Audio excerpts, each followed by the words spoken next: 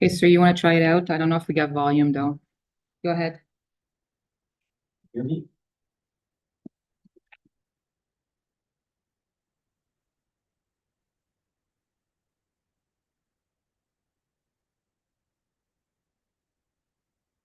Okay, sir, you want to try it out? I don't know if we got volume though. There we go. Thank you. Go ahead. Okay, start or go ahead as in Go ahead, sir. Start. we actually having the Okay, Zoom. sir, you want to try it out? I don't know if we got volume though. Sorry. Oh, sorry.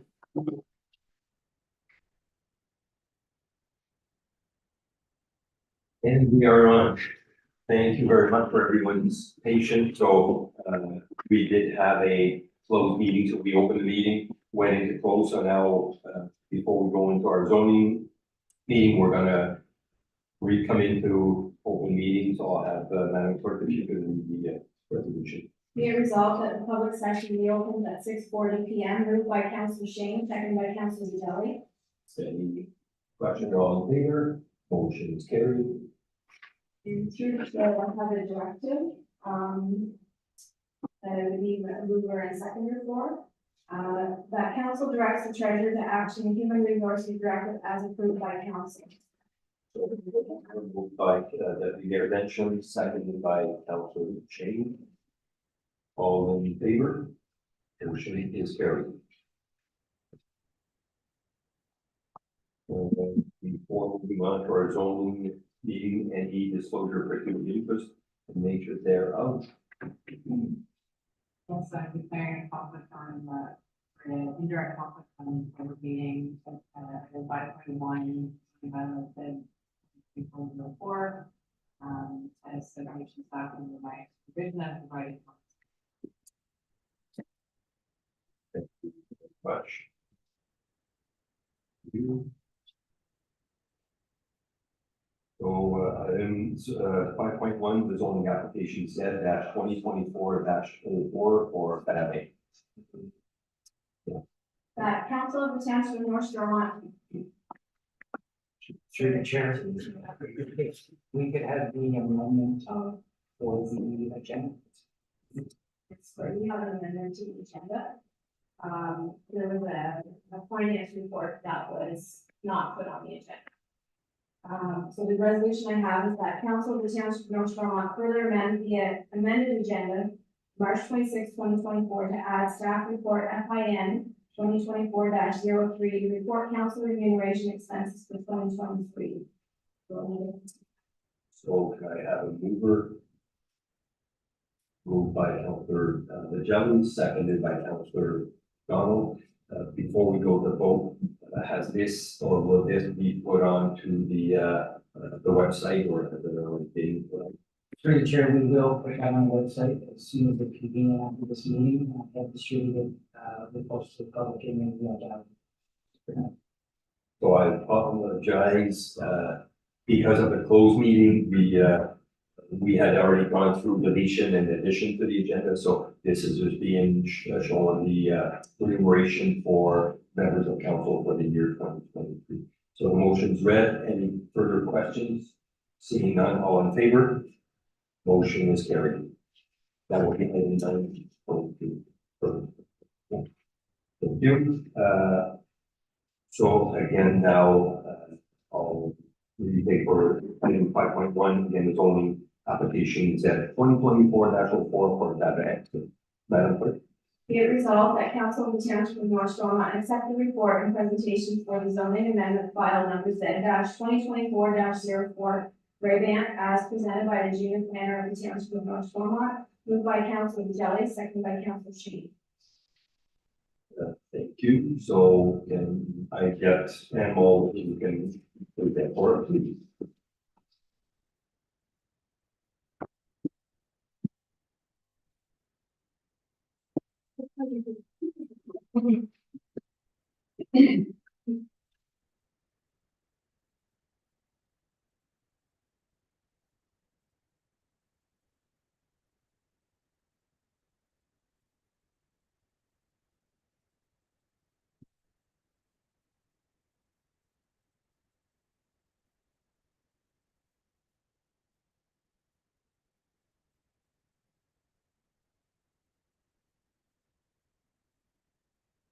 So this is for application Z 2024 04 of that. This is for a vacant lot on Nevada Street, Moose Creek. So this meeting is held under section 34 of the Planning Act and is an open forum for the public and council to gather information, ask questions, and voice comments or concerns. A brief overview of the zoning process is provided by staff, which is myself. Following the presentation, there will be an opportunity for comments and questions from the public and council. And Pierre and I will do our best to answer the questions. So any request to be notified of the decision may be submitted to the Township of North Stormont clerk, which is myself. You can forward it to planning@northstormont.ca. So notice of the public meeting was sent to all owners and of land within 120 meters of the subject lands. And notice was posted on a sign on the vacant property and on the township website. Notice was also given electronically to the prescribed list established under the Planning Act. So if you would like the right to appeal, you would need to make an oral submission at the public meeting or make a written submission that could be given to the township or myself, again, at planning@northstormont.ca. So this is the site location. The property is about 0.73 acres and is currently vacant. It's surrounded by vacant land and abuts the Via Rail line on the northeast corner of the property, as seen in the image. It's located in the urban settlement area according to the county official plan, and it's highlighted on the map in a green circle. So the current zoning is residential first density, which would allow a single detached dwelling with one additional unit on the property. The proposed amendment would rezone land from residential first density to residential second density, special exception 29, with the following site specifications. The reduction of minimum frontage per dwelling unit for a semi-detached dwelling from 30 meters to 22.75 meters, and to reduce the minimum lot area per dwelling unit for a semi-detached dwelling from 1,860 square meters to 1,477 square meters. And the effect of the amendment would be to permit a semi-detached dwelling on the subject lands. At the moment of making this presentation, received one comment, which was by South Nation Conservation Authority. And they recommended that the applicant prepare a scaled site plan to ensure that the lot can accommodate the semi-detached dwelling. The scaled site plan should identify an area for the dwelling, septic replacement area, OBC setbacks, and existing private wells. As of March 19, 2024, no other comments have been received. I would like to mention that we did receive a scaled site plan from the applicant. It was just after the presentation, the agenda was posted. And I believe South Nation got it as well. I'm not 100% on that, but I can forward it. So. Also, I would like to mention that the draft bylaw in the agenda had a minor error where section 1 on the first page states that the property is in the geographic township of Finch, when it's actually supposed to say geographic township of Roxburgh. And that's it. Thank you. Thank you very much. So any questions from members of the council? Well, I just obviously we didn't, so it came after, so the site plan itself, so the mention of going from 30 meters to 22.75, has this been kind of calculated, determining that a septic bed does fit? So we're passing some, just identify that from the septic bed, the well and the dwelling, or semi-detached dwelling, to meet those, so if we pass this with those parameters, are we made aware that yes, the septic and well will fit in? Yes, I believe so. So seeing no other questions, I see on the vacant, there's water, pretty much full water. Also, the water's there only septic. Better. So thank you, Andre. Any further questions from the council? Seeing none, thank you very much. And also, we're going to be, oh, sorry, yeah, so I will take any comments from the public if there's anyone wishing to comment. Seeing none, we will be looking at further down the bylaw, right? Perfect. Thank you very much. So to accept the report, it was moved by, Council Vidalia and seconded by Council Shan. all in favor for it. Motion is carried. As it is. It doesn't matter what the passage. Yeah. Okay. Thank you very much. Now, moving on to item 6.1, we have a delegation, so I'd like to welcome Lisa and then Wet to come and present. There should be one where you got a little button with the voice.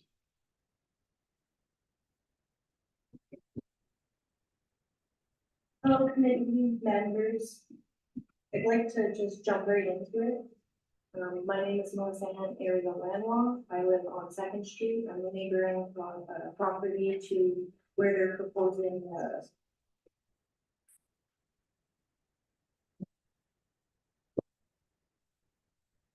let me just rephrase this. Okay, so I was petitioning to oppose the commission for allowing zoning amendments pertaining to the land described as file number Z 20.403. I was born and raised in the historical town of Cryogray, Ontario. This place is not just a location on the map for me and my fellow citizens. It is our home. It is where we built our lives, created memories, and fostered a community that values tranquility, privacy, and charm. Now, all of this is under threat due to file number Z 20.403, which poses an amendment to zoning laws allowing for the construction of a 9-unit apartment building. This proposed change threatens to disrupt the peace we have enjoyed for years. It would drastically increase the population density on this scenic, restrained parcel of land, posing logistic feasibility and security issues, given the existing population occupancy, given the current emplacement of the fire department installation. All the immediate impacted owners are concerned about how it will affect their property values. It will lead to increased noise level, traffic congestion in the area, both foreign concepts in our peaceful community. Moreover, our town is known for its historical charm. It is one of those rare places where history meets modernity without losing its essence. We find that a large-scale construction like this could irreversibly damage that balance. We understand that development is necessary for progress and believe it should be done thoughtfully with respect for the existing residents, characters, and lifestyle preferences of the same. Therefore, we call upon the relevant authorities to restrain permission for this proposed zoning amendment and building construction project under file Z 2024-03 J&E Reynolds. We as citizens of North Stormont Township understand that this lot is unfit for a scaled up project.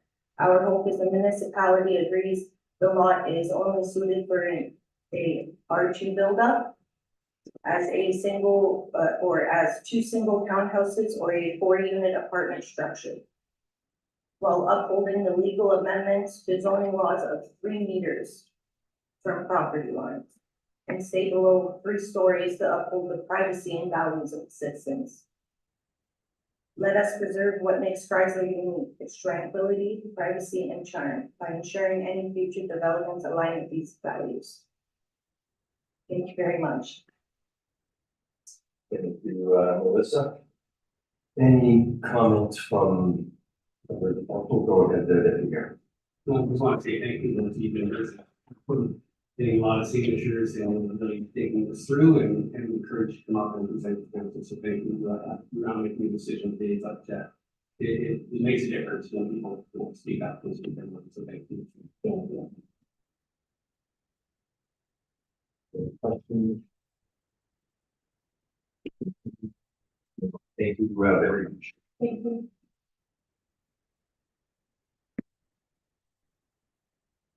So moving on to item 7 in regards to our adoption of minutes at previous meeting, but I would just like to take the opportunity, the format is a little different with our closed meeting, but in regards to, our last meeting, so those of you that are not aware, so we did, ratify our budget for council to proceed with purchases and spending. So, you know, the council's recently passed the 2024 budget with an increase of 168,332 for the taxation revenue. This equates to a 3.59% increase to the residential tax rate, equating to an additional cost of $13.29 for $100,000 worth of assessment to the ratepayers. This is the lowest tax rate increase in all of SDNG, despite having many pressures such as salary increases of 3%, benefits increases of 8.8%, changes to the rate of employment insurance and both unemployment and Canada pension plan, as well as insurance rates that increased as well by 15%. So council has also approved the addition of a public works administrative assistant and a new position for a rec director.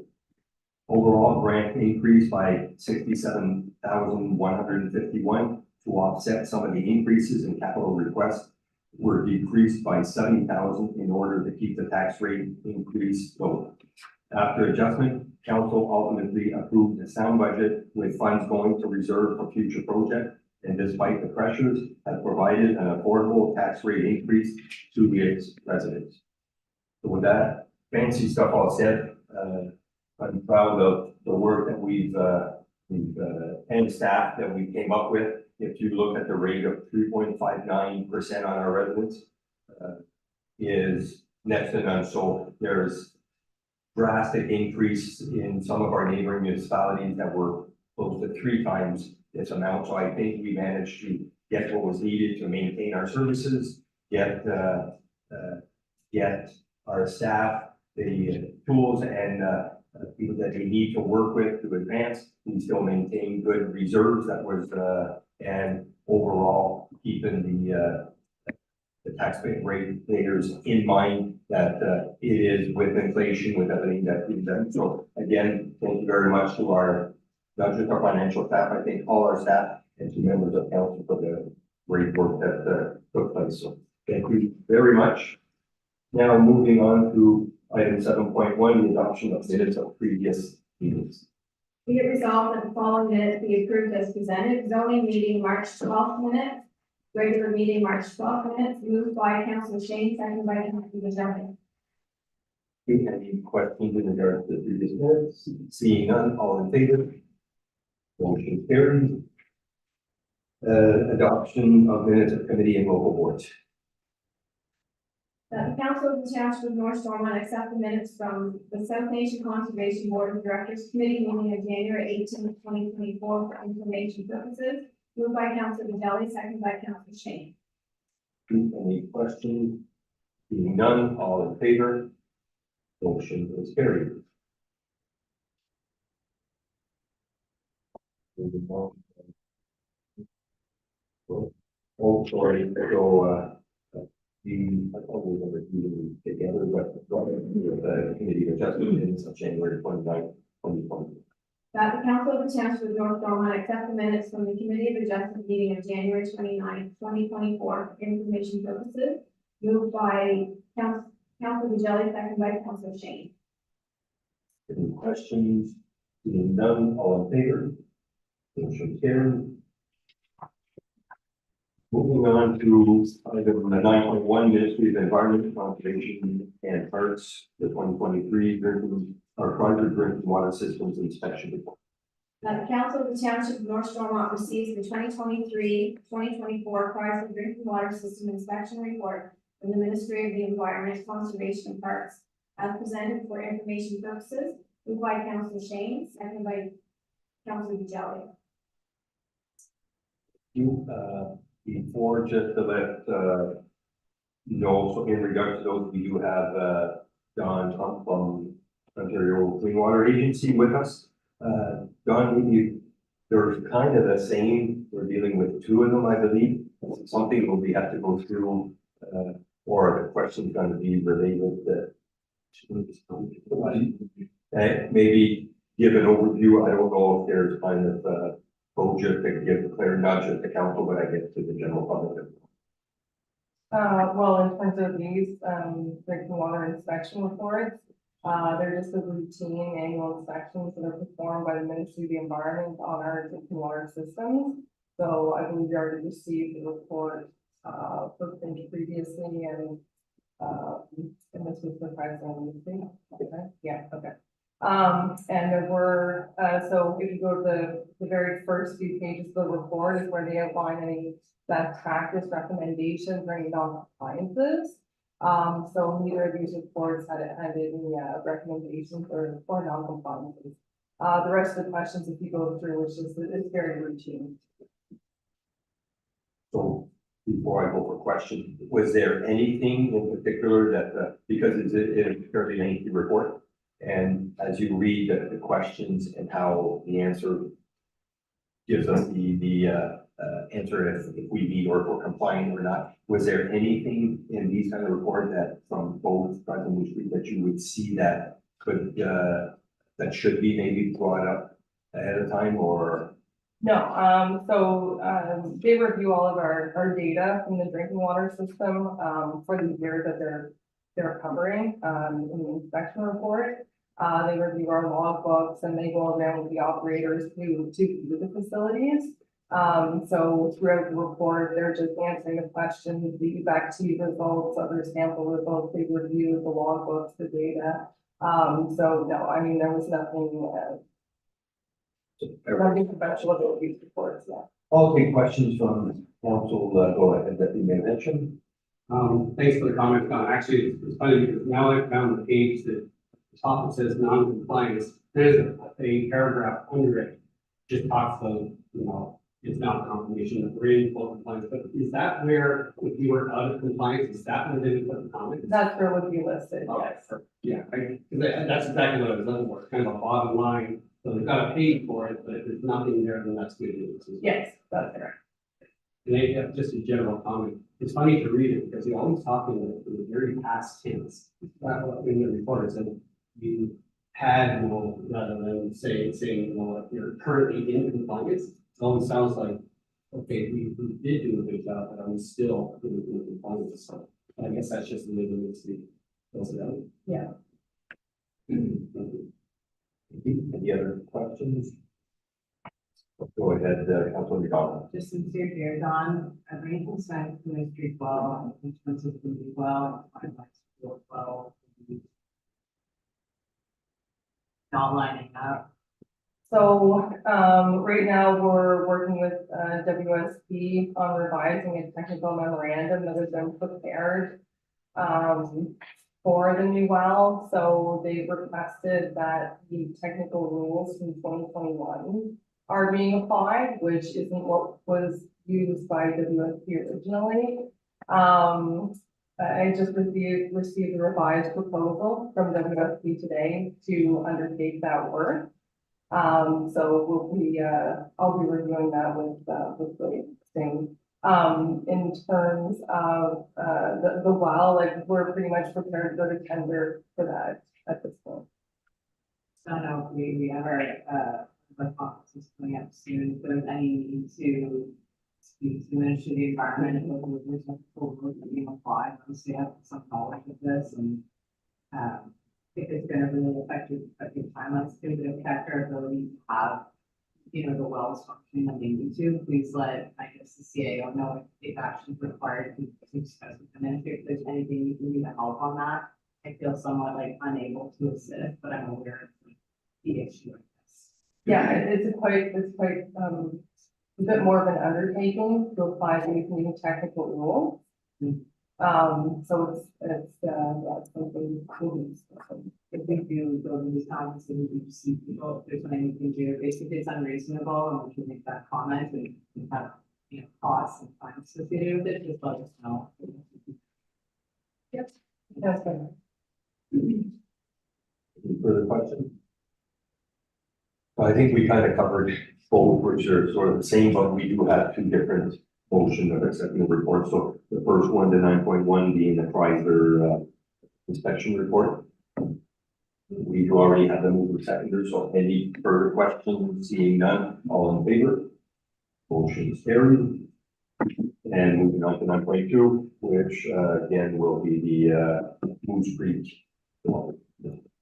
Council of the Township of North Shore receives the 2023-2024 Moose Creek Drinking Water System Inspection Report from the Ministry of Environment, Conservation and Parks as presented for information purposes, moved by Councilor Jelly, second by Councilor Shane. Any questions? Seeing none, all in favor? Motion is carried. Through the chair, could the CAO request that Don remain for item 9.6 with fees and charges? And we also have, Steve Blake has joined us by via Zoom. So moving on to the addition that was done, we'll go to 9.3A, which is remuneration report. That Council of the Township of North Shore receives the council remuneration report for 2023 for information purposes only. So I will get a mover, moved by Deputy Mayor Densham, seconded by Councilor Vajelli. If I can just add, I think it was added to regardless of Kim, want to go, I'll let you. Okay, under section 284 of the municipal act, the treasurer of the municipality shall in each year on or before March 31st provide to council an itemized statement of remuneration and expenses paid in the previous year. This report provides that information, but there is an error. So I'm going to amend the original document, but if it can be noted that for the mayor and deputy mayor, the conference registrations, the OMERS and the per diems need to come off. No overs is stays. Overstays. It's just a conferences that There needs to be, okay, so the conferences should be, conference expenses should be zero. For both. And the reason it wasn't caught, yes, there's been a change in staff, but it's invoiced under revenue and it's not been offsetting the expensive. So it's an error, I'm sorry about that. So for clarity, if we go to the conference expenses, township or the mayor and deputy mayor also sit as county councilors at the counties of Stormont, Dundas, and Medbury. We we recognize that our taxpayers, so what we do is we run both conferences under the counties before using our funds here and saving our taxpayers' dollars. So again, it was shown and it will be removed just by two. It will be, I just want it noted, so the final document that goes to the government will be corrected. So we're gonna change the way to the court of next week. Thank you. And again, we had the change of in the treasurer and in our family finance department. We will take note, and then there's nothing on, I don't want to point to staff and saying it was just a circumstance, so thank you very much. So any questions in regard to none, all in favor? Motion is carried.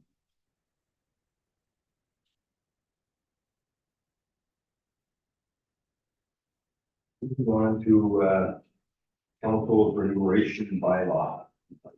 That the Council of the Township of North Shore accepts draft bylaw XX-2024 being bylaw to set remuneration and expenses allowance for members of council for review purposes only to be passed in open council April 9, 2024. Moved by Councilor McDonald, second by Deputy Mayor Kitchen. Any questions? Go ahead, Deputy Mayor.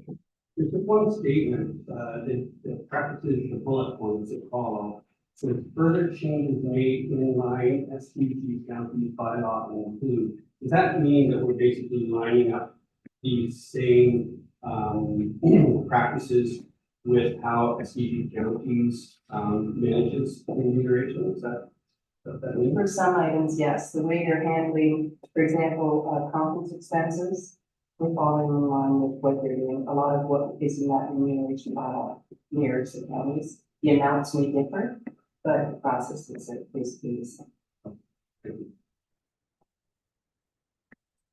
Questions? Seeing none, all in favor? Motion is carried. Clerk, moving on to strategic asset management policy. Council of the Township of North Shore receives and approves report FIN 2024-04 from the treasurer to adopt a strategic asset management policy to be passed by bylaw. Moved by Council McDonald, second by Council Jelly. You, questions? All in favor? Motion is carried. Moving on to a temporary patio extension application. The Council of the Township of North Shore received this report regarding a new process for temporary patio extension applications and authorized staff to bring back a formal application process as per the attached document with any recommendation changes to the next regular meeting of council. Moved by Deputy Mayor Denton, second by Council McDonald. Any questions? Go ahead, Deputy Mayor, or Council Secretary.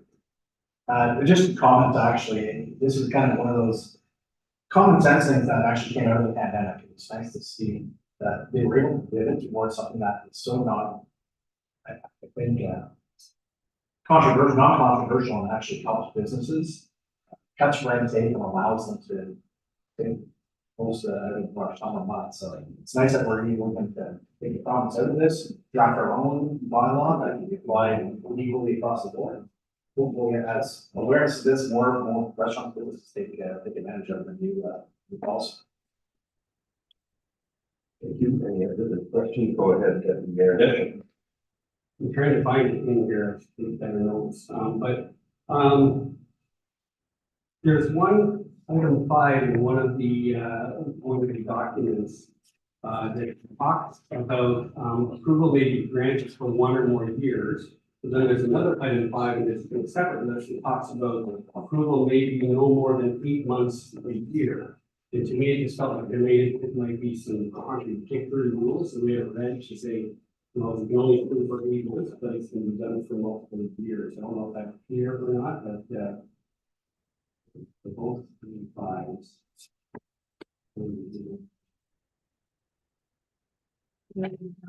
Yeah, everything else is written. Through the chair, they would be for 8-month durations and they would have to be reviewed every calendar year. Just for safety reasons. But yes, that mistake will be corrected in the documents.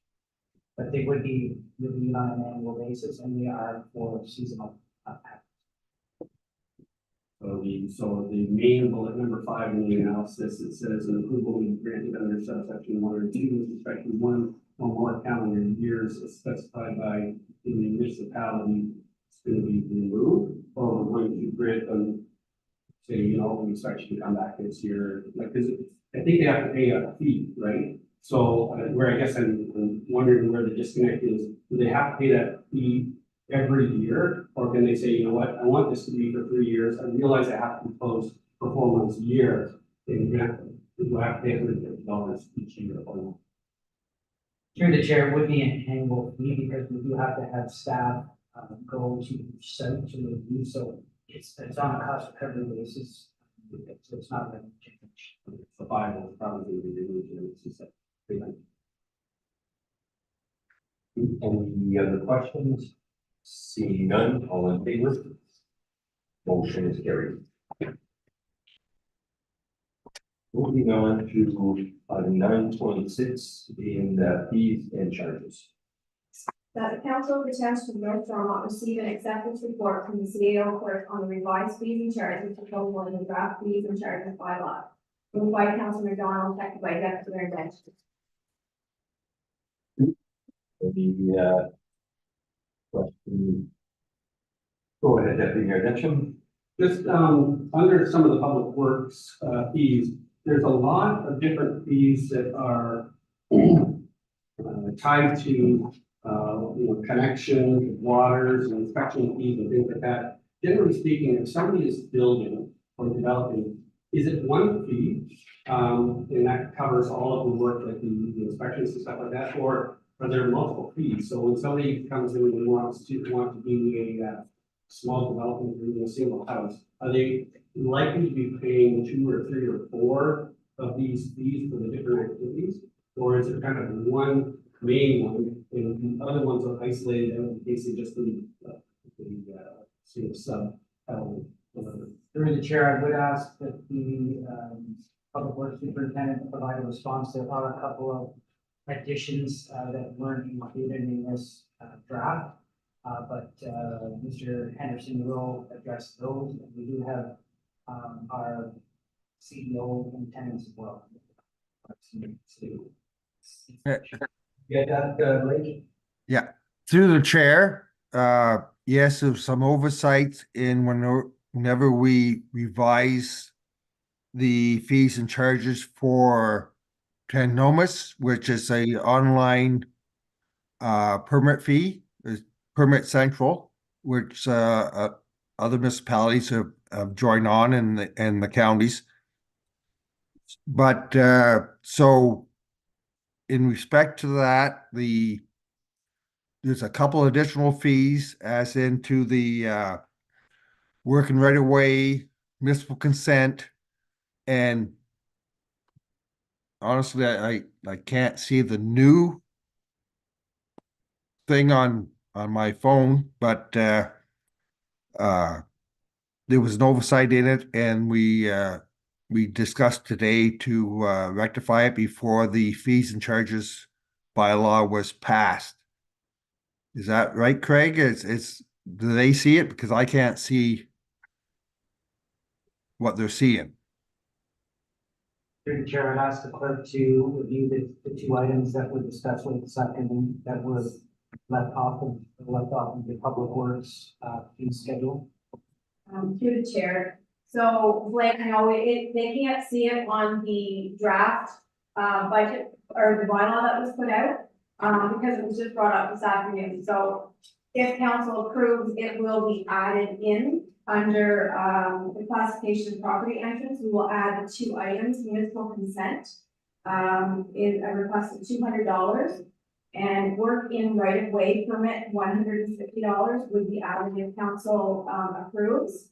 There was one other error in a bylaw that was passed I'm not sure the date, it was 09/2024. So the other fees, the permit to move loads in excess of weight size was already moved up to 150. So that was just an error and typing.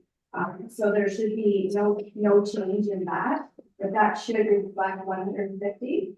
That was already passed by council, so that will be changed. The wording of that would be changed to say oversized / overweight load trip permit. But the other 2 were not put on this draft bylaw, because they were just recognized as that. Okay, that's not what I was asking, but Yeah. that's good to know. Yeah. And through the chair, sorry for that deviation. Sorry for that deviation, Deputy Mayor, but there are 4 additions.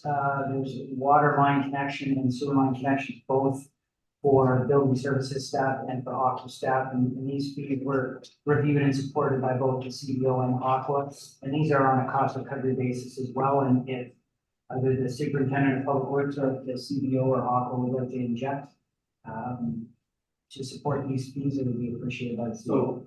So I want to ask you a question so that, if anybody wants to inject, it's more clear. So for example, if I'm going to put a house, I'm going to build a house where there's going to be water and sewer, I'm going to be charged $5,000 connection for water and a $5,000 connection for sewer. Then there's also the sewer turn on at curb for $58.28, water turn on at curb for $58.28. Then there's an inspection fee for a new water line, $100 by building, and an inspection fee of new sewer for $100 from the building, the CBO. Then there's an inspection fee for new water line connection Aqua for $100, and an inspection fee for a new sewer line done by Aqua for $100. Am I incurring all of those expenses in the process of building my house? Or are many of these connection and inspection fees covered under the one $5,000 cost? If I have 2 minutes, I'll get on Ray to I'll start. reply to that. So if I have an existing lot, okay, and there's no service at the property line. So the inspection from the main to the property line will be done by outflow. Once that's done, then I come in and do my inspection from the property line to under the footing of that. Which is the water line, sewer line. So Yes, so I'm getting 2 charges, one from Aqua, one for. if there's no problem, if there's no service at the property line, you won't. You'll get a fee there. If it's already there, you don't get that fee. The additional fee that we put in was when there's a new house and the water has to be turned on, we get the call, we send the email to Aqua has to send a guy to open the valve. That's the fee of $58 or something. Okay, that was not there before. Okay, But only Aqua does the turning on, yes. and, there's still a turn on fee after an inspection is done as well. So let's say that there's an existing house and the client needs to have the water shut off to do plumbing inside the house.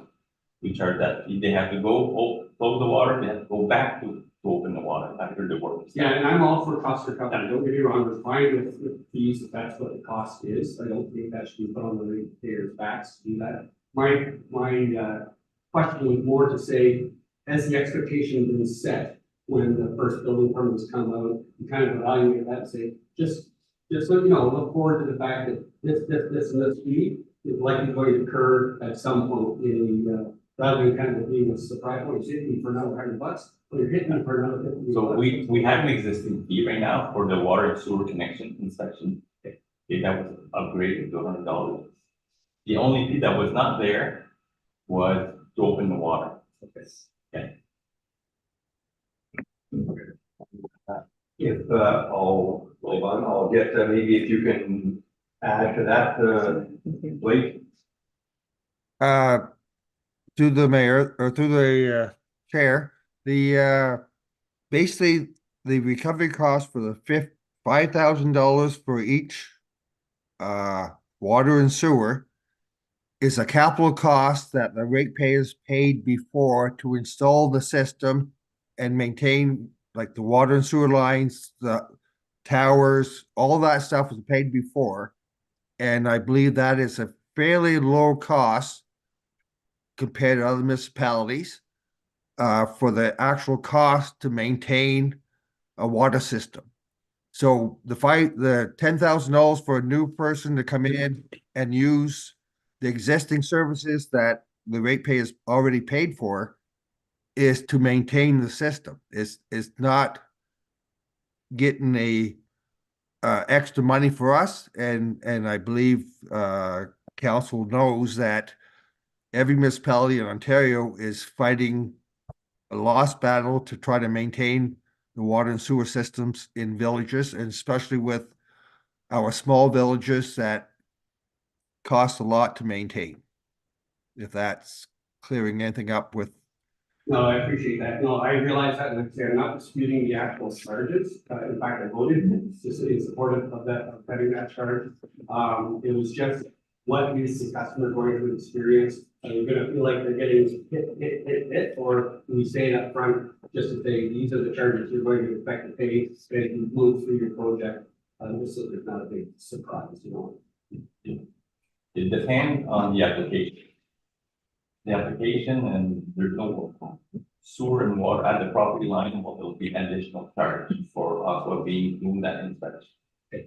But if the service are at the property line, with my inspection plus Aqua going back to open the water at one time whenever the plumber is ready. Go ahead, Councilor Gonzalez. I just noted that the 3% credit card fee charge was struck out. Are we still requiring the cost of offering a hurricane? We don't take credit card fee. We don't take credit fee. So that was just in there and gold. Okay. And the second question I was like, it seems like a weird time of year to change the fees, like we just you know, December, for 2021. Through the chair, historically, for some reason, we've always done it, and that may have been just from my transition in 2019. Starting to do them in June, because that's when I transitioned to the township. So we've been doing it historically for the last 5 years. But the treasurer has suggested that we move that date up to correspond with the budget, so we will be reviewing that for next year.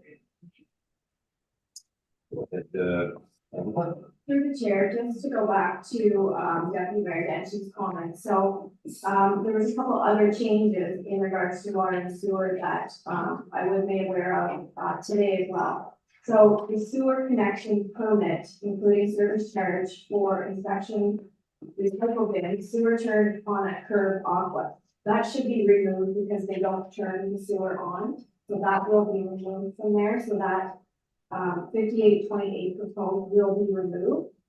Also, the water turn on at the curb should reflect water turn on 5828, water turn off 5828. So it's a charge for both. And just reiterating what the CBO says that, so previously the connection, like when there was an inspection done for a new line, we were only charging 5609. There was no fee for the building inspector or for Aqua. And in speaking with Aqua, they have mentioned that when they go out, they don't just go out to do the inspection, they have to do reports after, they have to do drawings of these new lines.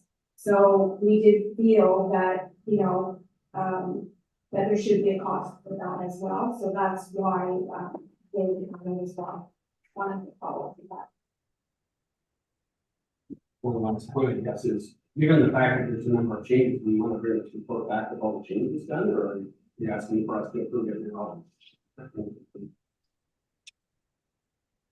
Basically, I'll get, right, I think that, I would like to move it, it's, I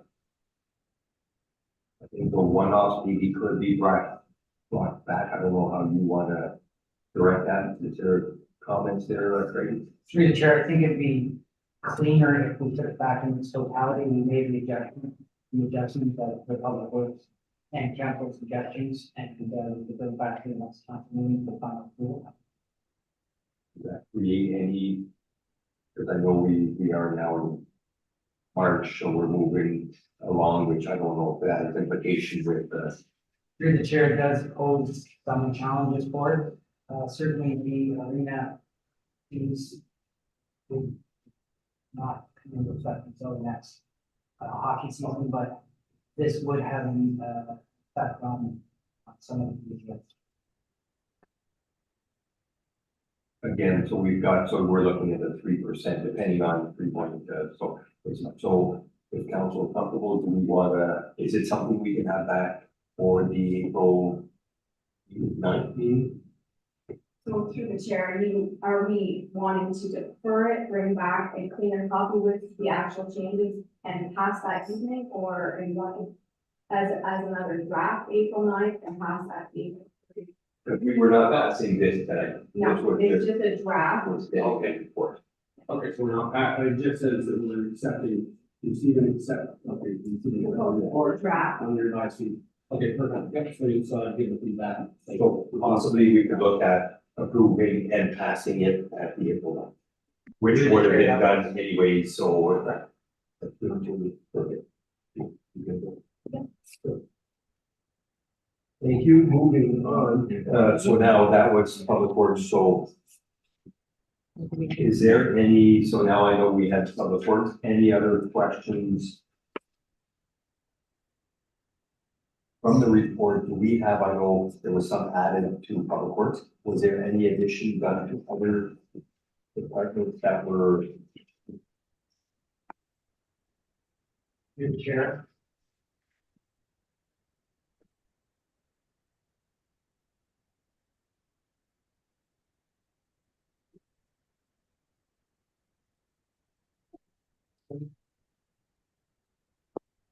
For you, Mr. Mayor, there was some added for tax and utility account inquiry documents.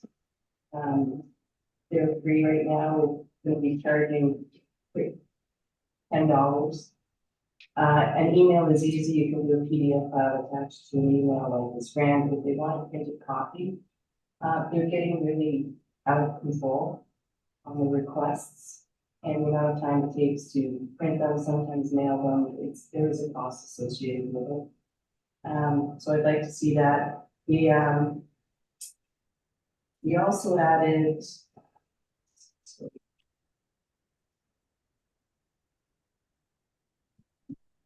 Yes, the housing fees increased by $50.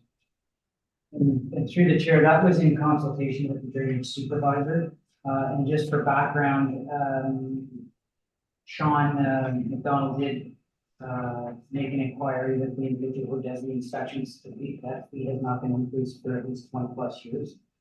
So in discussions and dialogue, Sean had suggested that it be increased by $50. It's still not on the report.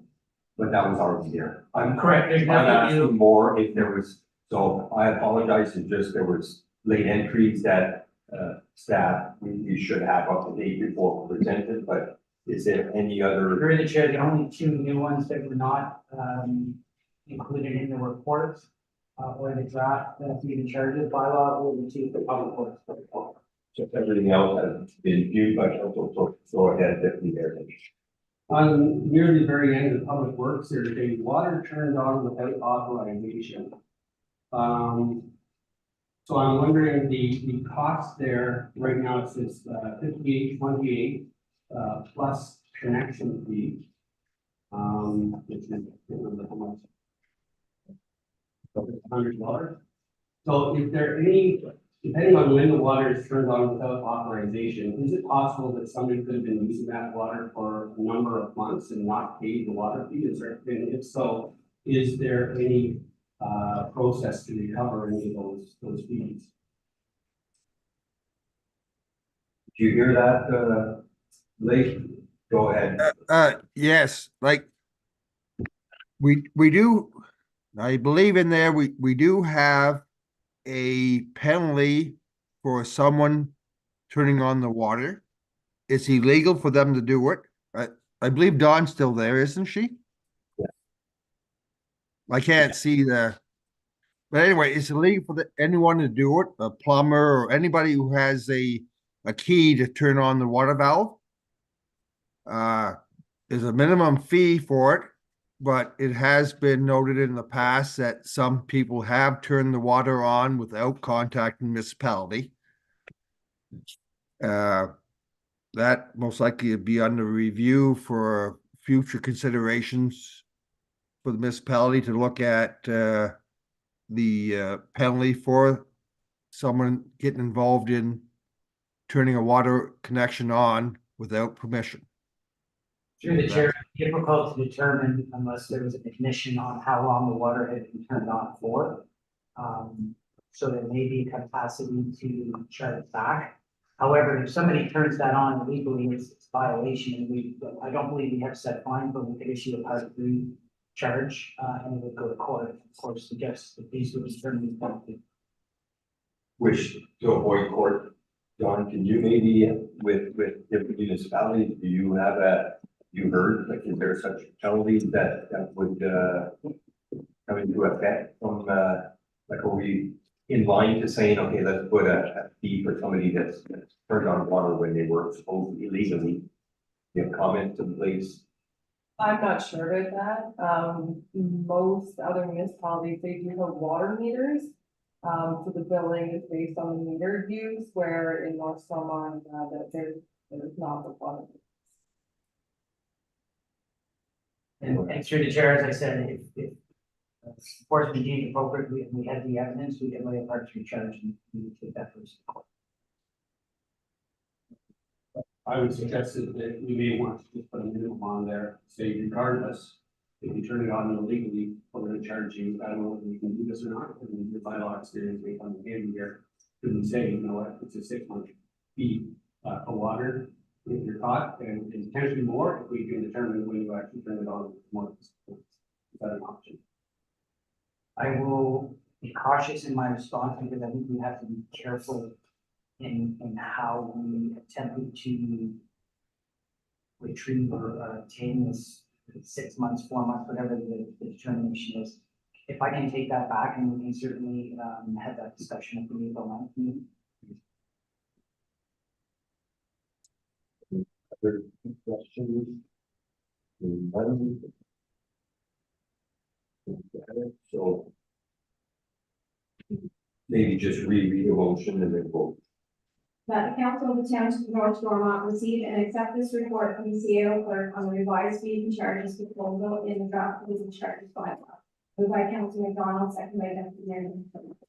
Thank you. So again, just for council's information, we're gonna bring back the updated review. We can review it and then look at passing the bylaw vote on our April 9th meeting. So the motion's been read. Any further discussion? Seeing none, all in favor? Motion is carried. Through the chair, could I just thank all of the staff that came tonight to respond to any inquiries and comments. Thank you very much.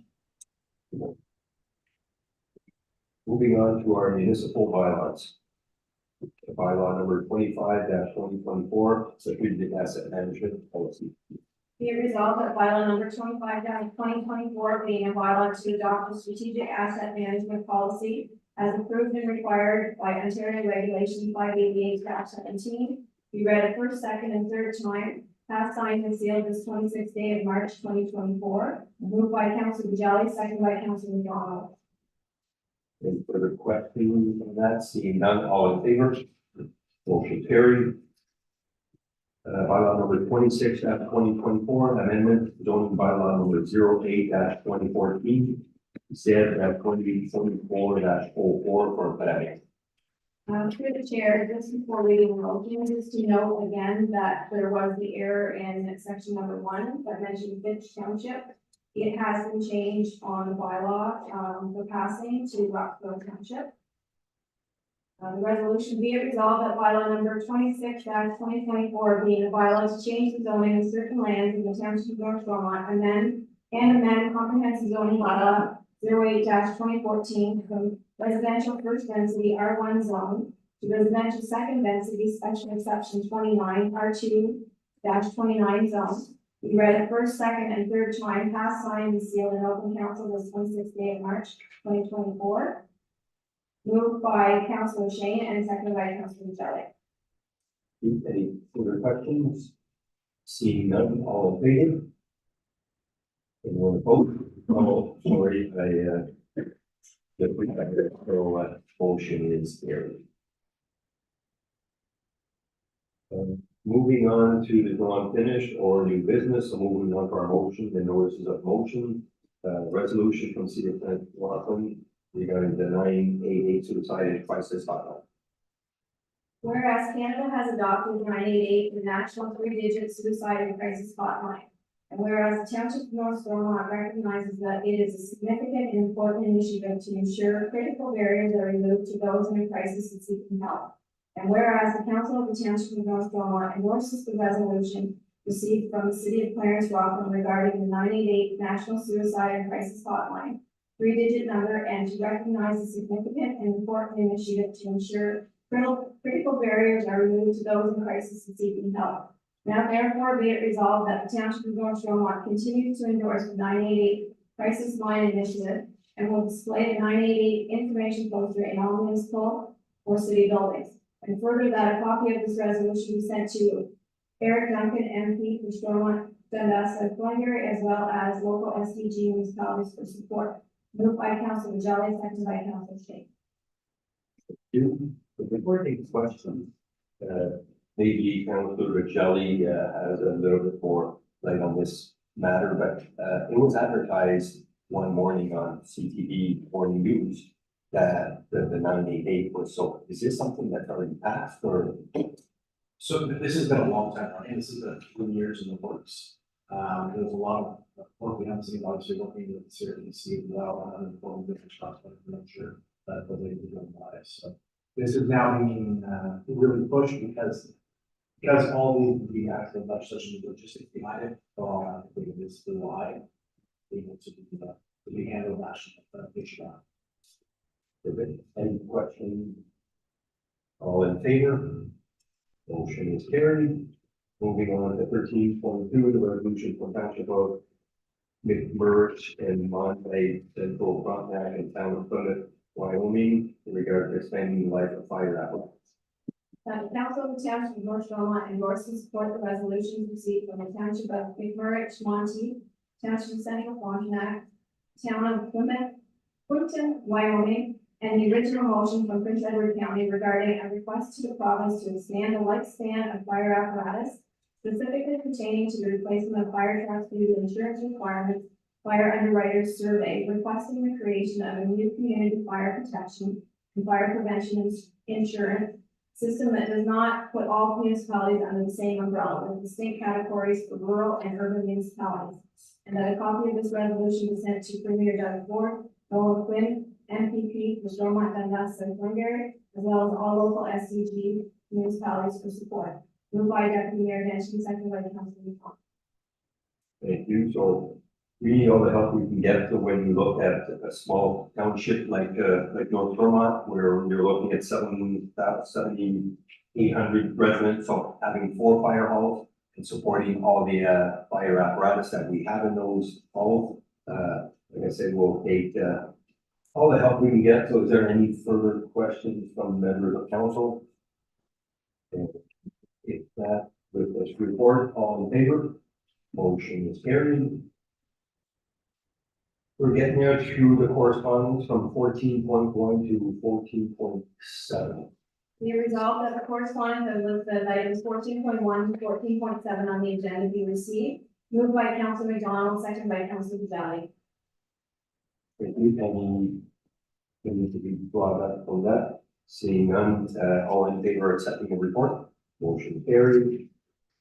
Moving on to our next meeting for the month of April, we held on April the 9th, 2024 and April 30th, 2024. I don't see very many couple of events, so moving on to ratification. With the 31. Be it resolved that bylaw number 27-2024 being bylaw to adopt, confirm, and ratify council's actions at its regular meeting of March 26, 2024. Be read the first, second, and third time, passed, signed, and sealed, and open council was 26th day of March 2024. Moved by Deputy Mayor Danson, seconded by Councilor McDonald. You all in favor? Motion carried.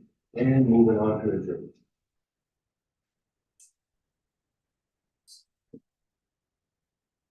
Be it resolved that this regular meeting adjourn at 7:42 p.m. Moved by Deputy Mayor Danson, seconded by Councilor McDonald.